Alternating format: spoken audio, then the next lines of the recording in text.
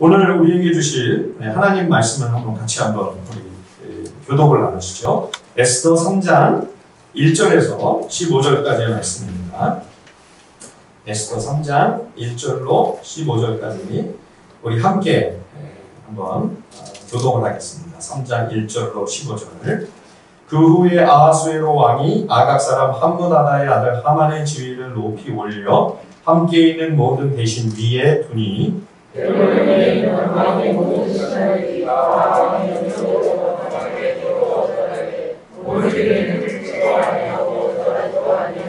백월문에 있는 왕의 신하들이 모르드게에게 이르되 너는 어찌하여 왕의 명령을 거역하느냐 하고 날마다 왕의 모르드게가 듣지 아니하고 자기는 너희가 있는 알렸더니 그들이 모르드게에 이르렀으나 못하여 하만에게 전하였더라. 하만이 모르드게가 무릎을 꿇지도 아니하고 절하지도 아니함을 보고 매우 노하더니 그들이 모르드게의 유적을 하나님의 발견으로 하나님이 모르드게가 주신 것이 부족하다고 생각하고 아하수에로 모르드게에 있는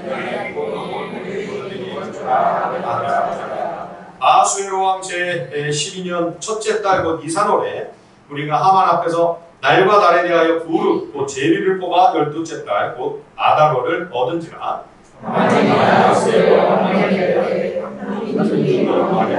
각지만 백성 중에 터져나가 그 어머니 왕의 영화가 나서 왕의 모두를 지키지 아니하니 용납하는 것이 왕에게 유익하니라. 왕이 옳게 여기시거든 조서를 내려 그들을 진멸하소서. 내가 은 1만 달란트를 왕의 일을 맡은 자의 손에 맡겨 왕의 금고에 드리리이다 하니 왕이 반지를 손에서 빼어 유다인의 대적으로 나아갈 사람 함므다다의 아들을 왕에게 주며 이르되 그 은을 내게 주고 그 백성도 그리하노니 너의 소견에 좋을 대로 행하라 하더라.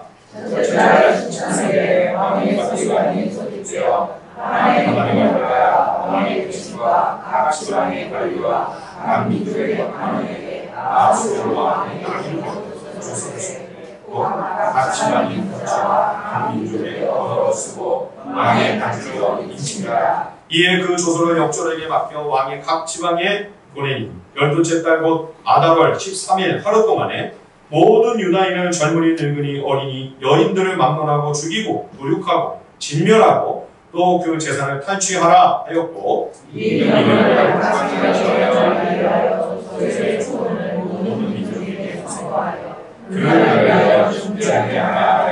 같이 읽겠습니다. 역졸이 왕의 명령을 받들어 급히 나가게 그 조서가 도성 수상되고 덤포되니 왕은 하만과 함께 앉아 마시되 수산성은 어지럽더라. 아멘. 이 말씀을 가지고 뉴 노멀 시대 영적 디아스포라의 새 생활 양식이라는 제목으로 말씀 전해주실 때 큰 은혜가 있을 수 있습니다. 우리 한번 따뜻한 박수로 환영할까요?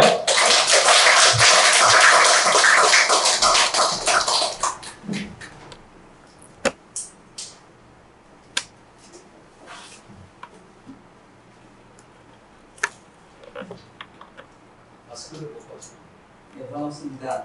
마스크를 잠시 벗어도 되겠습니까? 네. 목사님께서 늘 제게 과분한 칭찬을 해주십니다만 저는 여러분들을 생각하면 마음이 참 기쁘고 감사하기가 이럴 때가 없습니다.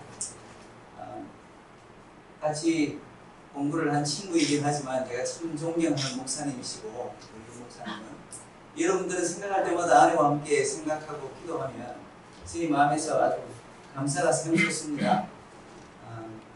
여러분들에게 구원을 받는 그런 선교 사역을 감당하고 있다는 것이 저에게는 큰 축복이고 더더구나 여러분들은 저도 모르도 그런 표현을 했지만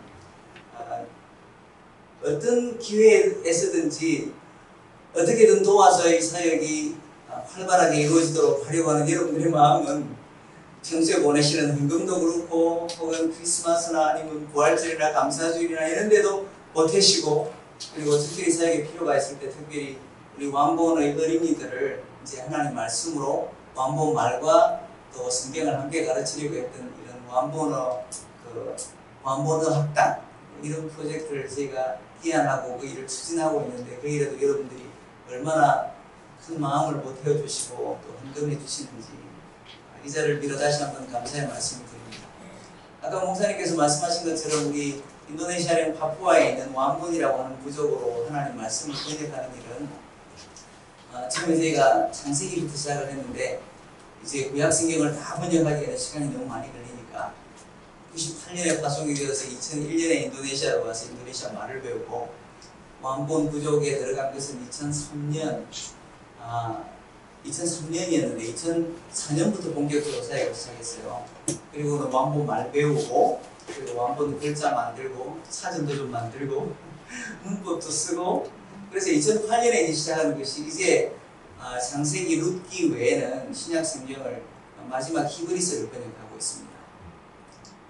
히브리서를 번역하다 보니까 참 구약 성경의 필요가 더 간절해져요. 구약 성경에 나오는 믿음의 인물들 이야기를 하면 같이 번역하는 형제도 몰라. 아비멜렉이 누군데요? 그럼 창세기로 돌아가서 다시 설명해줘요. 근데 이제 우리 완본 말로는 모르니까 그 형제가 그나마 이해하는 인도네시아 말로 이 인물이 이런 사람이다. 아론은 또 누군지 몰라. 아론을 설명하고 주님께서 우리 그리스도께서 얼마나 그 위대한 대제사장 중에 대제사장이신지 우리를 위한 그런 그 하나님의 구원의 길이시고 그분이 하나님이시지 이런 것들을 쭉 설명하는 중에 그래서 이때까지 걸렸던 어느 책보다도 진도가 느립니다 지금. 그래서 이제 석장을 남겨두고 있는데 이 석장을 지금 한 달 넘게 끌어오고 있습니다. 그 이유 중에 하나는 여러분들도 짐작하시다시피 코로나 바이러스 때문에 우리 완본 안에서도 사람들이 자유롭게 왕래하지 못하고 지금 인도네시아에도 확진자가 폭증하고 있는 상태인데 우리 형제가 머무르고 있는 선타니에 지금 통행 금지령이 되었어요. 오후에는 1시부터 오후 6시, 7시까지 통행을 못하도록 했기 때문에 오전에만 반짝 아내하고 함께 인터넷으로 이제 화상으로 이제 통화하면서 이제 번역을 하는 거죠. 저희는 인도네시아에 있는 것이 마땅하겠지만 아까 목사님 말씀하신 것처럼 제가 맡은 일 때문에 아까 우리 말씀하신 우리 이승호 선교사님도 뵙고 여러 사람들을 만나러 네팔에 2주 동안 2월 말에 다녀왔는데 그때 이후로 다시 돌아갈 수 있는 기회를 잃어버렸어요. 네팔은 아직 그 확진자가 1명뿐이었지만 우리나라에 그때 엄청나게 늘어나고 있었거든요. 그래서 매일 우리나라 비행기를 받지 않는다라고 하는 나라가 20, 30, 40 이렇게 올라가더니 인도네시아로 또 돌아갈 수가 없게 된 거죠. 그래서 지금까지 지금 초조하게 우리의 비자가 그 파기되지 않기만을 바라면서 지금 기다리고 있는 중입니다. 그런데 이제 우리에게 이런 코로나 바이러스라고 하는 것이 왔고 또 어쩌면 이 일을 통해서 하나님께서 우리에게 하고 계신 일이 있다는 생각이 들어서 오늘 저는 그런 간략한 우리 완본 사역의 이제까지의 성과와 함께 오늘 이 에스더스를 통해서 하나님께서 우리에게 주시는 말씀을 함께 묵상했으면 합니다. 우리 설교 제목이 뉴 노멀 시대라 이렇게 이야기했잖아요. 영어 표현이긴 하지만 뉴스나 아니면 그 포럼이나 이런 데서 강사들이 나와서 종종 하는 표현입니다.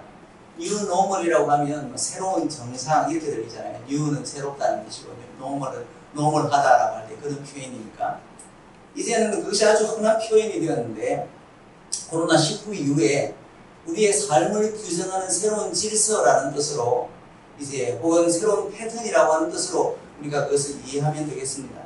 하지만 또 한편으로는 불과 몇 개월 전까지만 해도 우리에게 모든 것이 자유롭게 은혜의 선물로 우리에게 주어졌던 공기며 사람들과의 만남이며 교제며 심지어 예배와 소모임과 이런 식사 이런 것마저도 이제는 그것으로의 회기를 꿈꾸기보다는 이 새로운 환경이 새로운 이 제한된 이런 패턴이 우리에게는 정상인 것으로 간주하고 살아야 한다는 뜻으로 하는 말이기도 합니다. 그렇기 때문에 뉴 노멀이라고 하는 것이죠. 이제는 이것이 우리에게 정상이라고 하는 것이죠. 안타깝습니다. 아주 불편하고 아주 낫습니다. 하지만 이것이 모두가 겪는 뉴 노멀이라고 하면서 사람들은 그래 이거 나만 겪는 거 아니야. 다른 나라는 더 해. 이러면서 이제 위안을 삼으려고 하는 마음도 있습니다만 어쨌거나 이 불운한 환경으로부터 속히 탈출하고 또 회복하는 것이 우리의 당면 과제가 되고 또 단기적인 인생의 목표가 되는 그런 경향이 적지 않습니다. 정부에서는 긴급 경기 부양책 같은 이렇게 해서 실추된 경제를 반등시키려고 하는 어떤 정부 차원에서의 노력도 합니다만 교회나 개인들도 가정들도 그렇게 마련이죠. 그런데 우리가 우리 인생이나 우리 인류의 역사를 좀 거시적인 좀 멀리 떨어져서 이제 바라보게 되면 꼭 회복이라고 하는 것이 그런 것을 의미하지만은 않는다는 것을 알 수 있습니다. 특별히 하나님의 관점에서 천년이 하루같이 하루가 천년같이 기다리시는 하나님의 관점에서 우리가 생각하는 이 회복, 길어도 90 산다고 하는 모세가 쓴 시처럼 그 정도의 시 안에서 그 정도의 어떤 시각으로 또 시간의 폭 안에서 공간 안에서 회복을 꿈꾸고 반등을 꿈꾸고 하는 우리의 이런 관점을 조금 한 걸음 뒤에 가서 보면 지금 당장 우리의 인생의 단기적인 목표가 그것만은 아니라는 생각을 하죠. 제가 있는 파푸아에는 우리나라처럼 이렇게 막 재미나게 오르고 내리고 아주 안전하게 시설이 갖춰져 있는 그런 그 길들은 없습니다. 올레길이라든지 이런 것들 있잖아요. 지금 우리 이 앞을 흐르고 있는 성내천 쪽도 아주 멋진 올레길이 있고 그리고 저쪽 수서 쪽으로 걸어가는 길도 있지 않습니까? 그러지가 않아서 저는 오르지는 못하고 그냥 집에서 멀리 바라보기만 합니다. 그런데 이제 해가 떨어지고 어스름해질 때 멀리서 바라보는 어떤 그 산의 어떤 윤곽이 오르는 듯 하다가 내리고 다시 또 오르는 듯 하다가는 다시 꺼지는 그런 산의 윤곽을 그런 마치 파도로 치면 그런 너울 같은 것을 보여주지 않습니까? 우리 사람 역시도 한번 아팠던 몸이 한번 회복되고 그리고 청년의 건강을 계속 유지하면 좋겠지만 우리의 몸은 회복된 후에 기필코 쇠락의 길을 가게 마련입니다. 지금 아내와 함께 오는 것이 마땅하겠습니다만 제 아내는 지금 우리 친정아버지를 아내 친정아버지를 마지막 가는 길을 도와드리려고 경주에 내려가 있습니다. 아내 고향은 경주인데 저희가 코로나 때문에 감사하는 이유가 하나 더 있습니다. 저는 3월 달에 부활주일날 아침에 제 아버지를 통영 계신 아버지를 떠나보냈습니다. 그런데 코로나가 아니었으면 아버지가 가시는 길을 볼 수도 없었고 이제 홀로 남으신 어머니나 아니면 다른 형제들 또 누나를 함께 격려하면서 그렇게 마지막 예배를 드릴 수도 없었겠죠. 그런데 하나님께서는 어떤 계획을 가지고 계신지 우리 장인어른 역시도 지금 건강이 아주 쇠락하셔서 지금 폐암이 거의 말기이신데 온몸에 퍼졌다고 말씀을 하시는데 구체적으로는 검진을 받기를 거부하세요. 우리 장인어른 병원에 가는 걸 너무 싫어하셔. 그래서 할 수 없이 집에서 지금 간호사였던 아내가 돕고 있습니다. 우리 장인어른을 보더라도 건강한 농부셨는데 지금까지도 이 근육은 저보다 많으신 것 같은데 그런데 이제 87, 8 되시니까 이제는 건강이 좋지 않으십니다. 사회적으로도 우리는 잠시 아주 예전보다 더 나은 기술과 또 이런 생활의 편리를 맛보는 것 같지만 그러나 아주 눈에 띄게 나빠진 그 귀한 공기 때문에 혹은 다른 여러 나라들에서는 사회적인 압력이나 또 이런 체제의 어떤 그런 상황 아래에서 아주 건강한 삶, 진정한 평안이나 웰빙이라고 하는 것을 맛보지 못한 채 오히려 그 삶이 추락하는 것을 아주 면치 못하는 그런 상황을 보고 있습니다. 물론 우리 그리스도인들은 이 땅에 있는 그런 회복만 아니라 이 땅 너머에 있는 그 하늘의 비전, 교회 이름이 그렇지 않습니까? 하늘 비전과 부활의 소망을 품고 살아갑니다. 하지만 이렇게 역성장을 하는 마이너스 성장을 하는 세상에서 사는 것은 또 우리에게 어떤 의미가 있을까요? 제 아들이 이제 대학 졸업하고 직장을 가졌는데 그나마 다른 사람들 직장을 잃을 때 항공계열에서 공부를 하고 이제 직장을 얻고 있으니 감사해야 되는데 이 친구가 저한테 그럽니다. 아버지 지금 이렇게 세상이 이 코로나로 이렇게 거의 망하는 분위기인데 이런 세상에서 사는 게 어떤 의미가 있습니까? 하면서 저에게 따져 묻더라고요. 그래서 또 예전에는 한번 차 타고 가다가 우리 목사님하고 재밌게 이야기해야 되는데 1시간 동안 아들하고 그런 믿음의 실랑이를 벌인 적이 있는데 이번에도 한 2시간 이야기했죠. 그랬더니 제가 얘기를 했습니다만 그래서 이번에는 하박국으로 그리고 에스더 말씀으로 한참 설명을 했습니다. 그것 때문에 사실은 이 에스더를 하박국을 다시 읽어야 되겠다고 해서 말씀을 준비한 것이 이제 오늘에 이렇게 되었죠.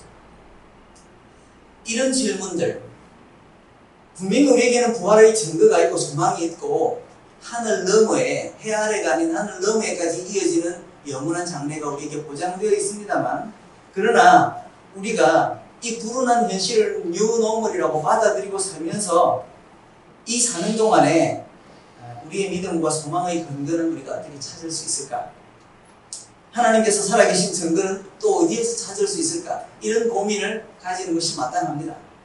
저는 아들의 고민에는 동의합니다. 그러나 이런 질문에 해답이 될 만한 말씀이 성경 어디에 있을까요? 그간 여러분들께서는 고린도서라든지 혹은 베드로서라든지 그런 말씀들을 통해서 목사님과 함께 지금 우리의 역할, 하나님께서 우리에게 바라시는 것이 무엇인지를 고민해 오신 줄 압니다. 그러나 저는 오늘 이 에스더 말씀으로 그 질문에 한번 고민해보고 함께 답하고자 합니다. 이 에스더와 그리고 에스더와 같은 배경에 있었던 사람들의 어떤 역사적인 상황을 한번 잠깐 살펴보죠.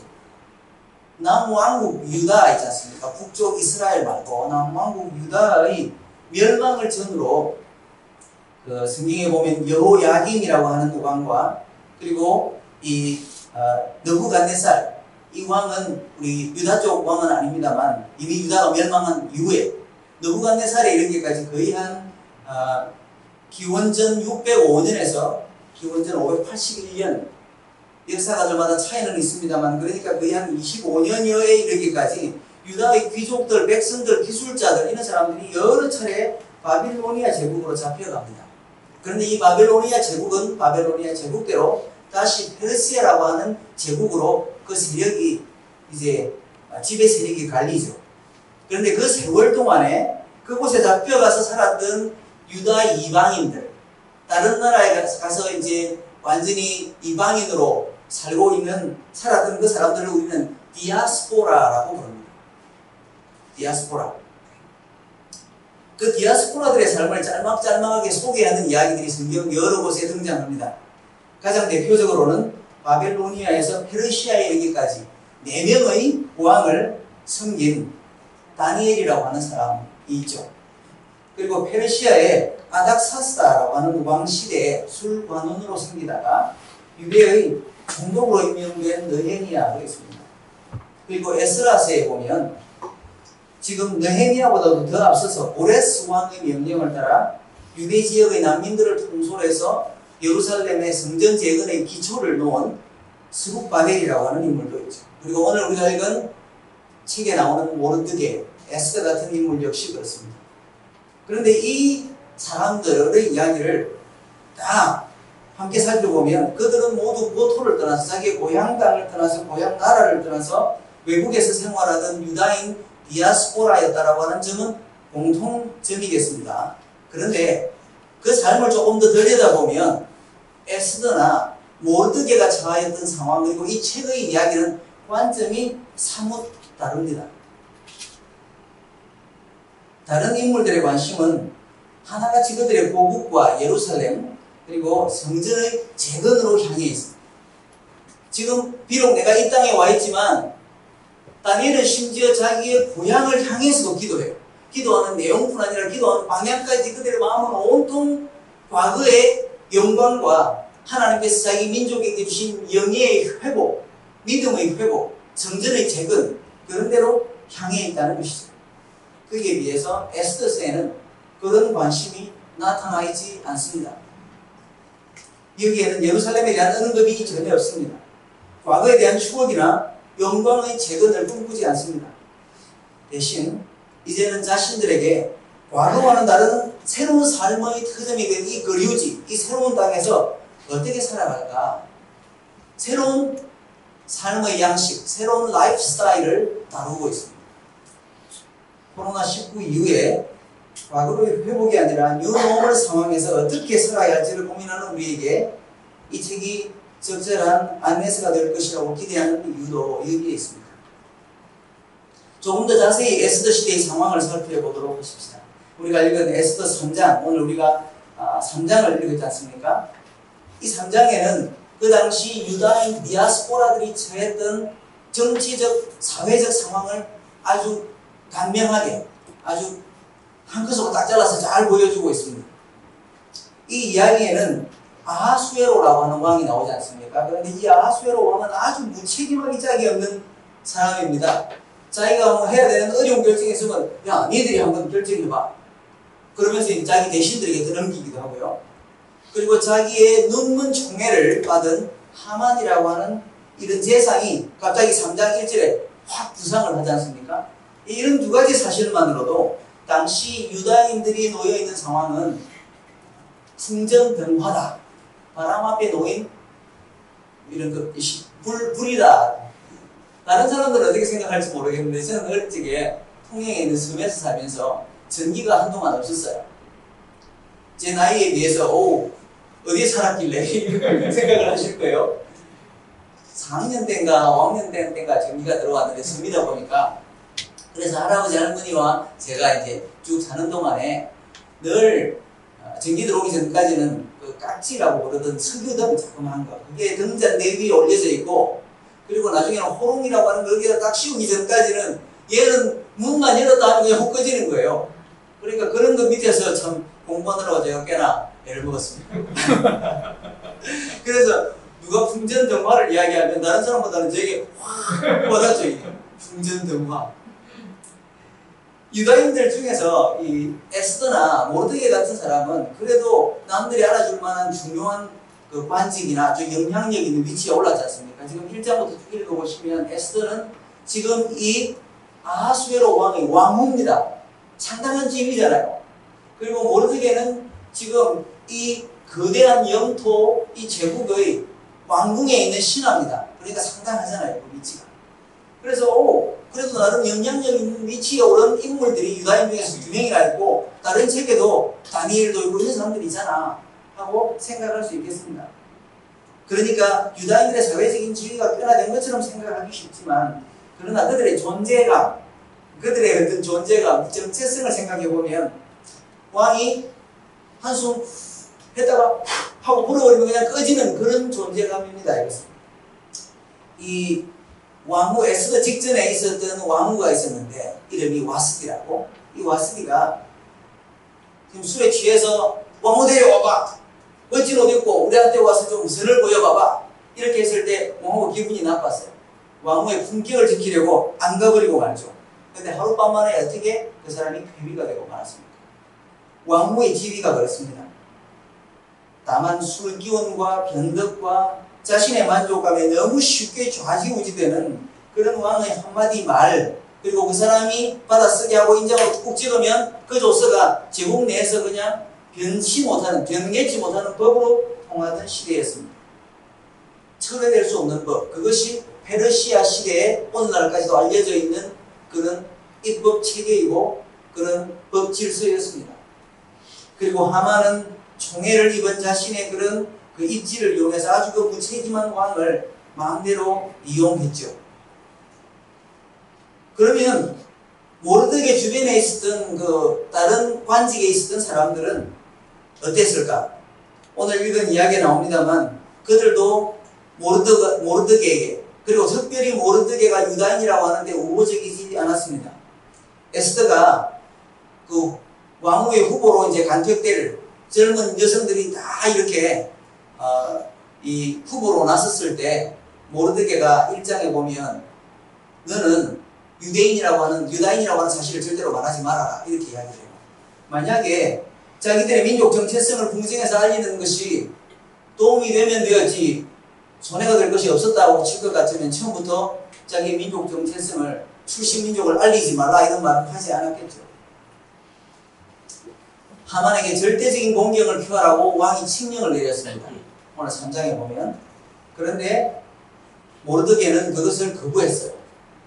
그래서 모르드게가 유별나게 깍듯한 공경을 표하지 않고 절도하지 않는 것을 보고 다른 신하들이 왜 그러냐고 이게 묻습니다.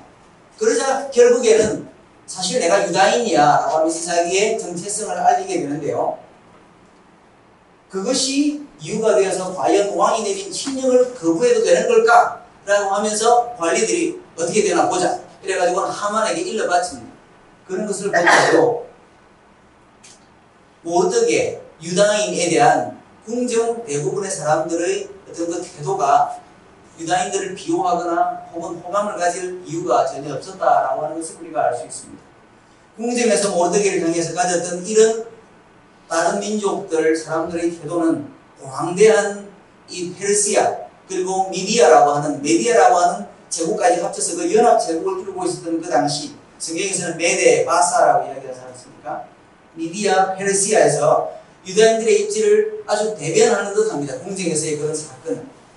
그들은 그 당시 페르시아 메데 연합 제국이 동쪽으로는 인도, 인디아 그리고 서쪽으로는 북아프리카에 있는 부스 그러니까 오늘날의 에티오피아까지 엄청나게 넓은 대제국을 형성하고 있는 그 가운데 그 안에 언어가 몇이며 민족이 몇이겠습니까? 여기 어디 한 군데에서는 뭐 만이라고 표현했는데 그것은 과장법이겠습니다. 오늘날 성경 번역을 하는 우리 단체에게는 우리나라에서는 GBT입니다만 이런 성경 번역을 하는 위클립 성경 번역 선교회의 소속 선교사들이 필드로 나가면 이제 사역지에서는 우리 이승호 선교사님만 하더라도 SIL 네팔에 소속해서 일합니다.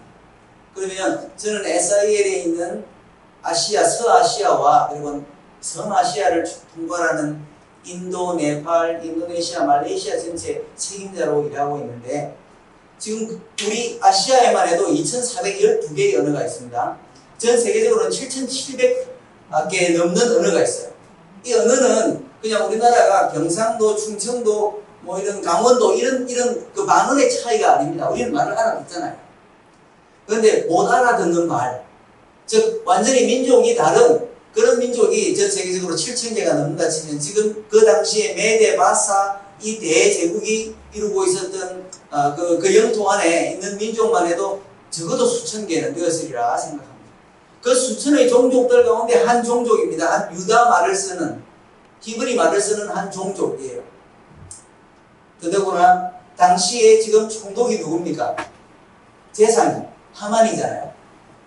유다인들에 대해서 반대 감정을 가지고 있는 이 하만이 제사장으로 다스리고 있는 동안에는 그 당시에 127개로 나뉘어 있었던 도의 어떤 도지사도 어떤 군수도 면장도 유다인들에게 편하게 자기의 어떤 그 비호하는 우호하는 어떤 그런 감정을 나타낼 수는 없었다는 말이죠.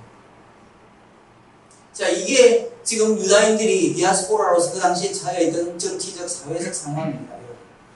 그러나 유다인 디아스포라들이 처해 있었던 이런 암울한 상황에도 불구하고 한 가지 희망적인 요소가 있었더라면 한 가지 빛이라도 있었더라면 유다인 상황은 그렇게 칠흑 같은 어둠이 아니었을 것입니다. 그것은 무엇인가 하면 그런 상황 가운데서도 함께 하시는 하나님의 임재 그리고 하나님의 동행이죠. 우리는 그런 하나님의 임재와 동행을 이 책에서 찾고 싶어 합니다. 하지만 이 책 전체에서 오히려 더 두드러진 특징은 그들이 예루살렘을 말하지 않는다, 영광스러운 재건을 꿈꾸지 않는다, 그것보다도 하나님의 개입이나 임재에 대한 직접적인 언급이 한 번도 나타나지 않는다는 것입니다. 이 책 전체. 대부분의 성경책들은 특히나 선지자들이 여호와나 하나님의 말이니라 라고 말씀하면서 어떤 시대 상황에 하나님이 가지고 계신 역사적인 주도권, 하나님의 분명한 생각, 세상은 이렇게 저렇게 일을 꾸며갈지라도 내가 인도하는 방향은 이렇다라고 하나님께서 얼마나 분명하게 당신의 입지와 그리고 당신과 함께 연결되어 있는 당신의 백성들의 정체성을 드높여 주십니다. 그런데 이 책은 유독 저자가 혹은 이 책을 지금 우리에게 이야기하듯이 들려주는 나레이터가 그런 이야기들을 하지 않는다는 것이죠. 이 독특한 시점, 우리가 고등학교 때나 중학교 때 그 글을 읽다 보면 전지적 작가 시점, 1인칭 무슨 시점 이런 거 배우지 않습니까? 하나님이 어떻다라고 말하지 않는 이 독특한 에스더 저자와 나레이트의 이런 시점은 무엇을 염두에 두고 한 것일까요? 정말로 하나님께서 아무런 개입을 하지 않으셨다는 말을 하고 싶은 걸까요? 아니면 지금 이 독자들이나 오늘날 우리를 포함해서 특별히 그 당시에 유다인 디아스포라로 있던 그 사람들의 입장에서 철저히 암울한 시대에 처했던 그들의 시각으로 하나님의 존재를 눈으로 볼 수는 없었지만 그분과의 긴밀한 관계를 이어갔던 그 유다인들, 그리고 그 가운데서 일하시던 하나님을 다른 방식으로, 다른 방법으로 나타내고 싶었던 것일까? 훌륭한 시청자들은 이렇게 질문자의 의도를 잘 파악합니다. 여러분들 마음속에서 이미 답을 2번 이렇게 하실 거라고 생각합니다. 우리가 문학이나 예술이나 이런 걸 읽다 보면 그 안에 다양한 장르가 존재한다는 사실을 우리가 알잖아요.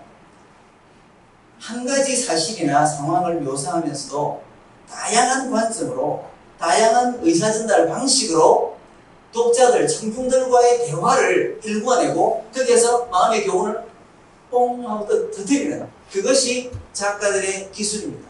그래서 그 사람들이 특별히 다른 장르를 선택하곤 하죠.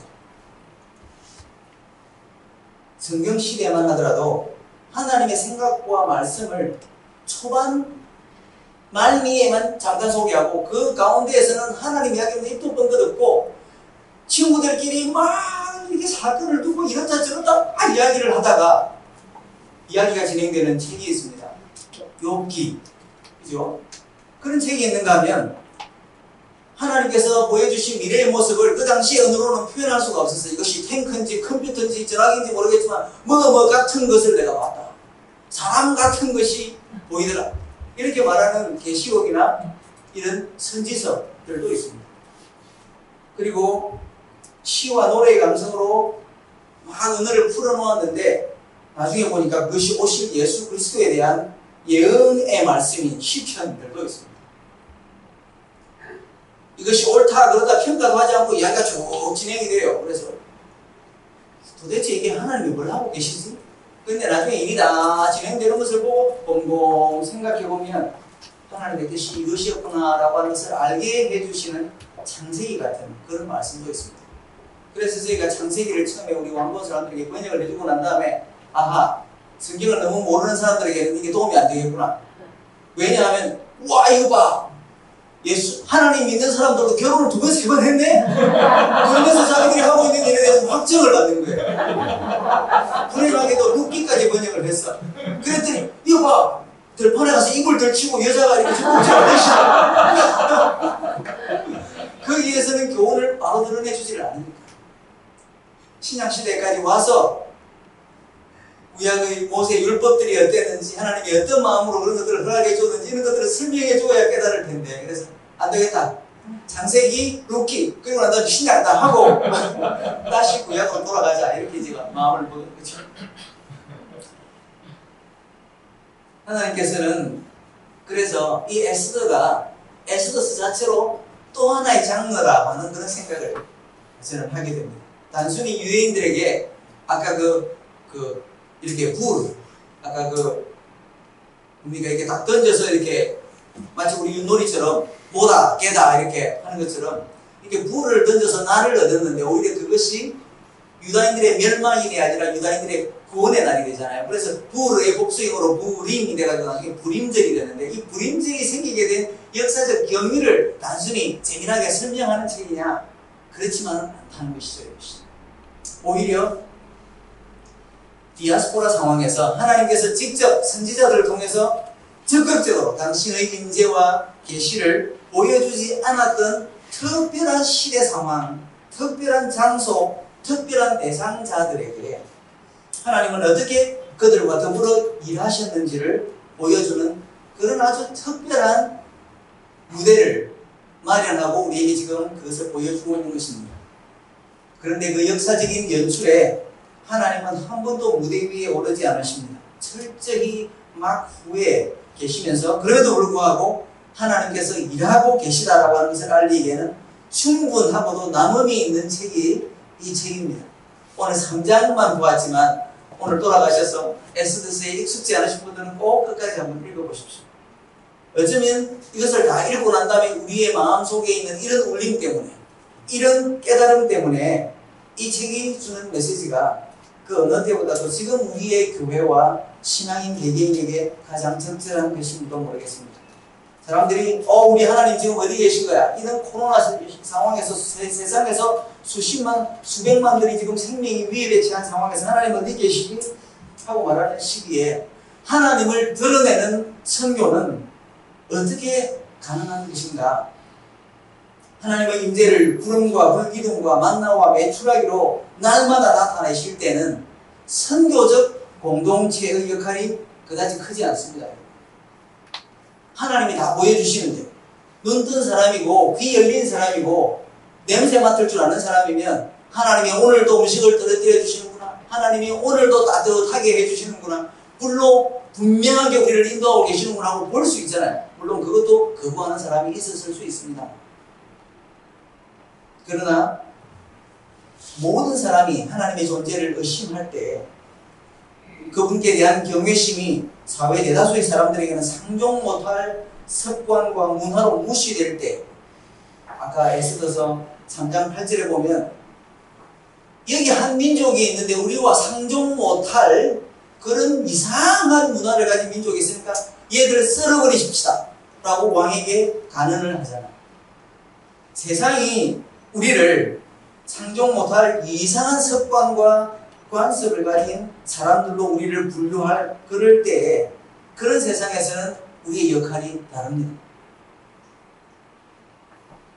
우리가 어떤 생활 양식을 가져야 우리 공동체의 생명력을 유지하고 또 보이지 않는 하나님을 오히려 가장 뚜렷하게 증거하는 선교적 삶을 살 수 있을 것인가, 이런 고민을 우리가 하게 됩니다. 하나님께서 당신의 존재를 드러내지 않으실 때는 그렇기 때문에 하나님이 일하지 않으시는 데가 아니라 오히려 하나님의 백성들에게 더 적극적인 역할을 위임하시는 때라고 하는 것을 우리가 알 수 있습니다. 그러나 이 때는 동시에 우리에게 믿음의 결단과 도전하는 신앙을 요청하는 그런 시기이기도 합니다. 우리가 에스더서 배경을 보여주는 3장까지 해서 우리가 이야기를 쭉 읽습니다만 여기에 나타나는 모르드게나 심지어 에스더의 모습은 유다인으로서 꿋꿋하지만 다분히 소극적으로 자신들의 소신을 지키는 그런 삶을 살고 있는 것을 우리가 보게 됩니다. 대표적으로 왕이 내린 명령인데도 불구하고 하만에게 경의를 표하지 않는 모르드게의 태도가 그렇죠. 심지어 저자는 모르드게가 가진 태도의 배경이 그의 신앙 때문이었다라고 하는 사실을 밝히 드러내지 않습니다. 우리가 얼마 전에 아주 크게 유행했던 드라마 있지 않습니까? 부부의 세계. 물론 지혜로운 의사생활인가? 슬기로운 의사생활인가? 제가 재밌게 봤습니다만 부부의 세계는 아주 긴장감을 불러일으키는 그런 토요일마다 그냥 그것을 보려고 시간 맞춰서 집에 가야 되는 그런 상황이 많이 연출되지 않습니까? 그런데 종종 보면 어떤 장면에서는 이 장면을 어떤 살인 사건이 벌어졌는데 기차역에서 떨어져가지고 죽었잖아요. 도대체 누가 했는지가 당장은 드러나지 않는 상황도 있고, 어떤 사람이 어떤 행동을 하는데 그 사람 마음의 이면에는 어떤 생각, 어떤 태도를 가졌기 때문에 이것이 그런지를 드러내지 않는 이 작가의 어떤 그런 긴장감을 불러일으키는 그런 영향도 있습니다만, 한편으로는 그런 걸 보면 사람들은 갑갑합니다. 다음 편 빨리 봐야지 이런 마음도 있지만 한편으로는 좀 갑갑해요. 지금 모르드게가 자기가 왜 그렇게 하고 있는지를 밝히지 않고, 밝힌다고 하더라도 사실 내가 유다인이야 이 정도로만 밝혀요. 유다인과 지금 하만이 무슨 관계인지도 이야기를 분명하게 하고 있지 않습니다. 물론 우리가 조금 더 추측해보자면 종종 등장하는 하만의 태생으로부터 이유를 찾을 수는 있겠죠. 하만의 태생이 아각 사람 함므다다의 아들이라고 말하지 않습니까? 아각 사람은 아말렉 시대의 아말렉 왕조의 후손일 가능성이 아주 높습니다. 사무엘 시대에 하나님께서 사울 왕에게 아말렉 사람들을 완전히 멸망시키라 그래요. 왜냐하면 이스라엘 민족이 가나안으로 이주하던 당시에 그것은 반대하고 회방을 놓은 그것 때문에. 그래서 이런 역사적인 배경을 생각해 본다면 모르드게가 하만에게 절하지 않은 것은 무상숭고이기 때문에 절하지 않는 것은 아니지만 사람에게 절하는 것이니까. 그러나 거의 너무나도 깍듯하게 예의를 표하라고 하는 그것에 자기의 어떤 신앙과 민족적인 신념이 난 그거 못해 라고 이렇게 허락지 않았을 가능성이 있습니다.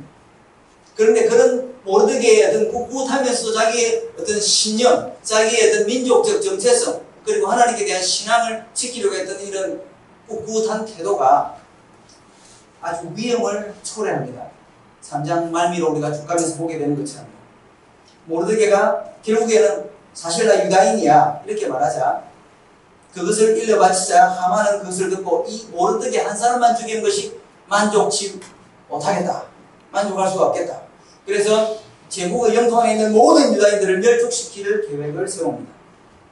당시에 제국 전체에서 거두던 거의 곡물의 1년치 곡물의 양에 거의 맞먹는 은 1만 달란트를 왕의 금고에 드리겠나이다 라고 하는 이런 정치적인 그 거래와 함께 정한 날에 불으로 정한 날에 페르시아 제국 내에서 모든 유다인들을 죽이고 제사를 칼취해도 좋다라고 하는 조서를 찍고 왕의 인장 반지로 도장을 꼭 찍어서 그것을 공문화합니다. 아까도 말씀드린 것처럼 이것은 철회할 수 없는 일회성 법이기 때문에 지난주에 미국 대통령 트럼프는 국제 학생들에게 온라인으로 수업 들으면 F1 학생 비자 취소해라 이렇게 해가지고 이제 우리나라에 거의 수만 명에 달하는 학생들도 돌아와야 되는 그런 상황에 처했다가 나중에는 그 행정명령을 취소했잖아요. 그런데 이 페르시아 시대는 그런 게 불가능했어요. 한 번 나가면 끝이야.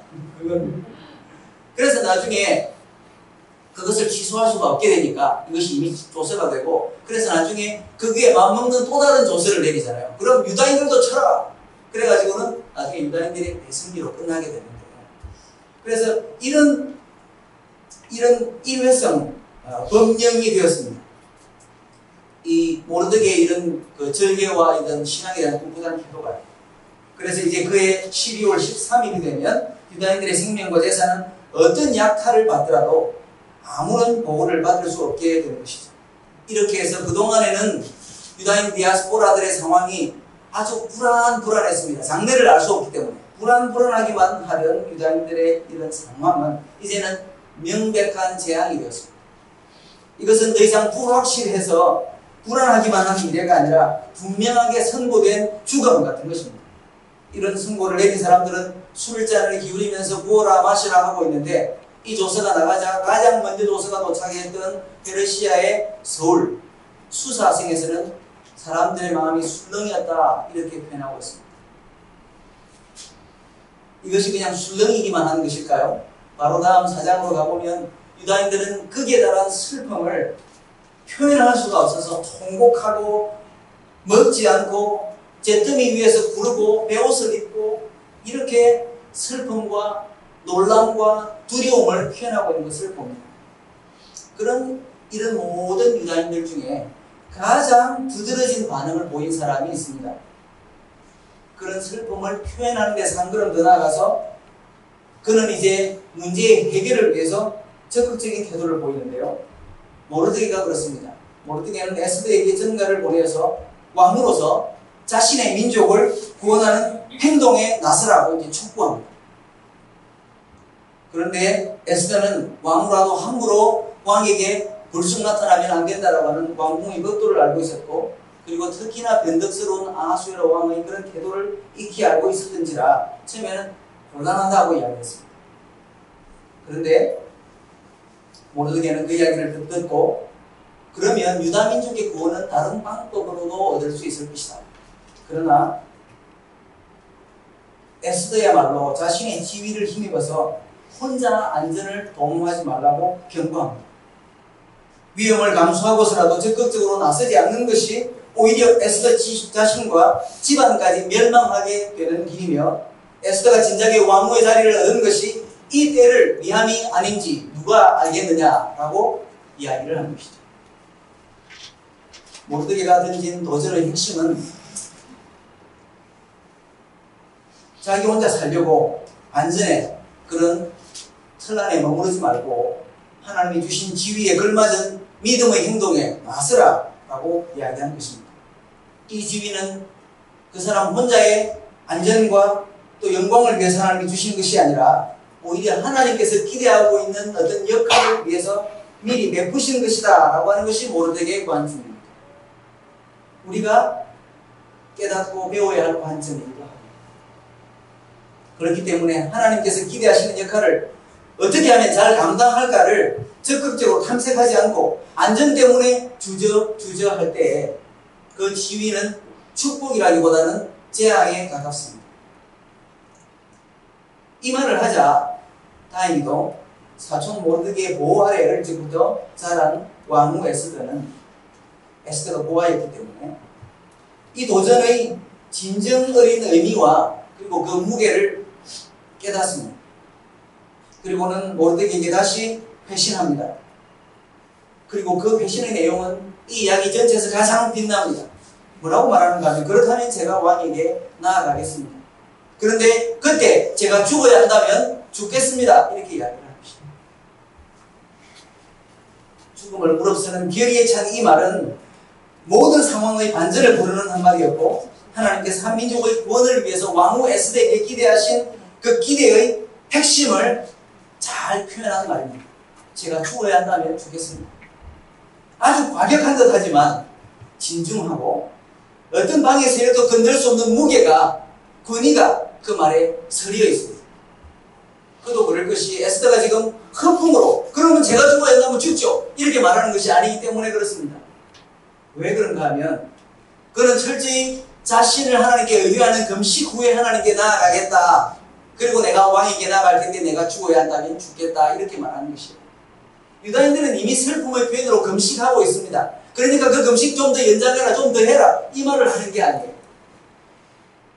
표현해 보면 자신을 위해서 금식해달라고 이야기하는 것이기 때문에 단순히 여러분들이 하는 금식을 계속 하십시오가 아니라 이제는 내가 하나님의 뜻을 제대로 분별하고 그 역할을 제대로 감당할 수 있도록 금식하면서 기도해달라고 하는 부탁인 것이죠.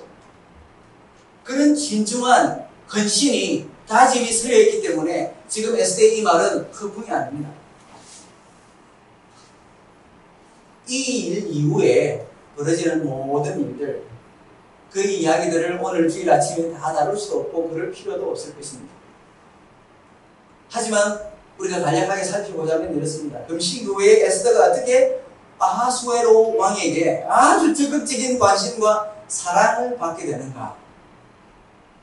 그리고 에스더가 왕에게 건네는 말 한마디 한마디 그것이 어떻게 왕의 애간장을 태우는가.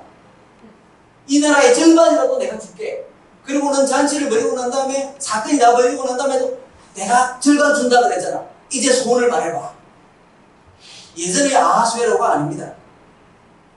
그리고 제공한 연회의 모든 연출과 극적인 그 일의 진행, 시간이 그리고 상황이 어떻게 성취감에 들떠있던 하만에게 지금 연회를 베풀었는데 왕후가 왕하고 딱 한 사람 나만 초대했어. 그래가지고 기분이 너무 좋아서 아내에게도 자랑하고 내 지위가 어떤지 봐.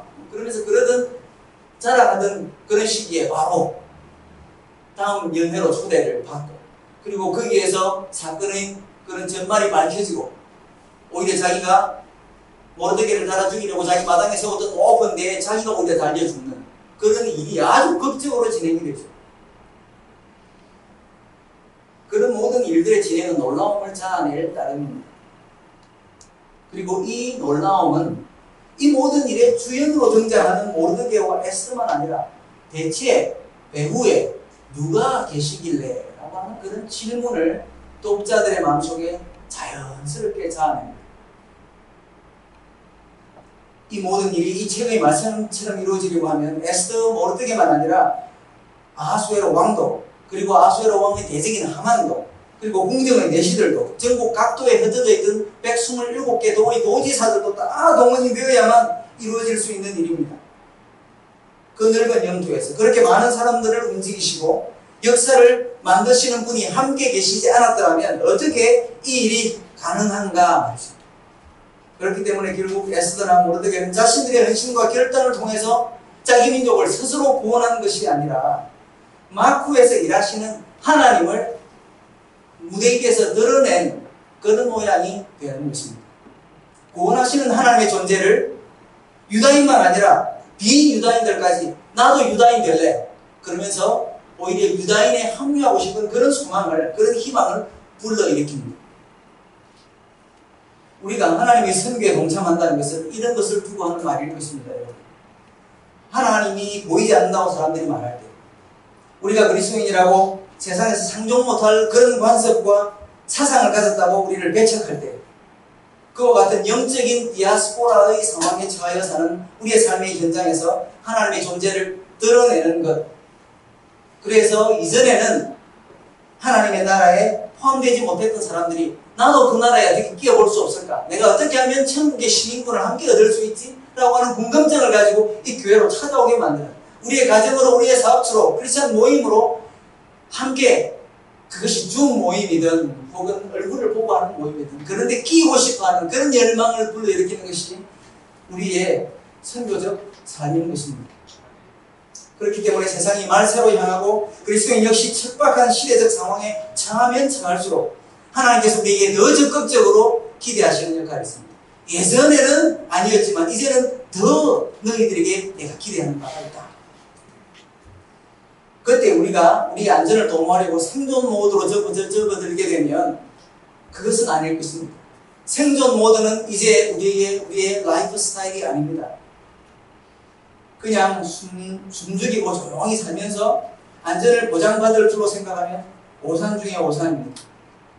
오히려 이미 하나님께서 우리에게 허락하신 지위와 은사를 어떻게 하면 하나님께서 이 때를 위해서 나에게 이런 역할을 주셨는가, 나에게 이런 은사를 주셨는가, 나에게 이런 건강과 아름다움을 주셨는가, 아름다운 목소리를 주셨는가, 봉사할 마음을 주셨는가, 그런 고민을 하면서 하나님께서 나에게 기대하시는 역할은 무엇인지를 곰곰 모색하고, 그리고 깨달아질 때 그것을 용기 있게 결단하는 그런 일이 우리에게 필요한 것입니다. 그것이 오늘날 이 코로나19 시대에 우리에게 요청되는 새로운 생활 양식입니다.